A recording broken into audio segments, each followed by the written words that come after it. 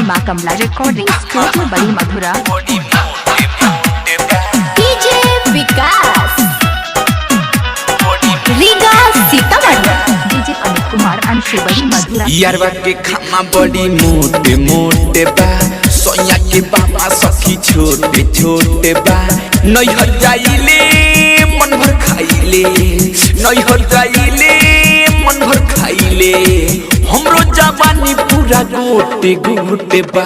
यारवा के खामा रे सखिया रे, यारवा के खामा बड़ी मोटे मोटे बा। सोया के बाबा सखी छोटे छोटे बा। यारवा के खामा बड़ी मोटे मोटे बा। डीजे अमित कुमार अंशु बड़ी मधुरा खगड़िया बिहार। डीजे अमित कुमार अंशु बड़ी मधुरा खगड़िया बिहार। बड़ी मधुरा बड़ी मधुरा बड़ी मधुरा बड़ी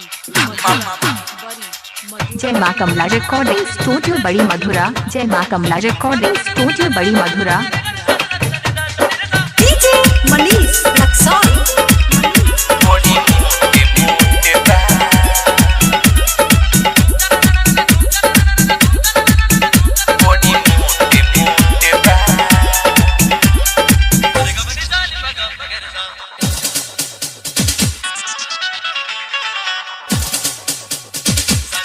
डीजे अमित कुमार अंशु बड़ी मधुरा खगड़िया बिहार। नैहर में ये सखी गुब गुब खोइनी, मुजिया लहरी में ओढ़नी बिछोइने, ओढ़नी बिछोइने। मार के आए हाय हमरा ही नीचे उनके ऊपर ही सुतोइनी। सोया से ज्यादा मजा योरवे में पोइनी। मरद ना धरता के ऊपर परता के, हमर जवानी सखी साया में झरता के। कुछो ना करे देवरा छोटे छोटे बा।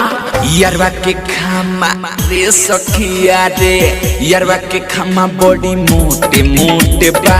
सोया के बामा सखी छोटे छोटे बा। यारवा के खामा बड़ी मोटे मोटे बा।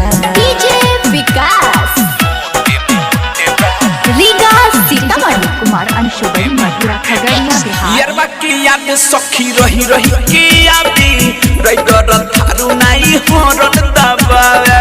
का हम कोही रे सखी हो जाला चित नहीं बोला भाभी। बोला पर मरद सखी चोली चाबावे। असुकल बेला मजा ना लेला, सुतीले छुछे कबो होके ना खेला। लागेला भतरे में खोट खोट बा। यारवा के खामा रे सखिया रे, यारवा के खामा बड़ी मोटे मोटे बा। सोया के बामा सखी छोटे छोटे बा।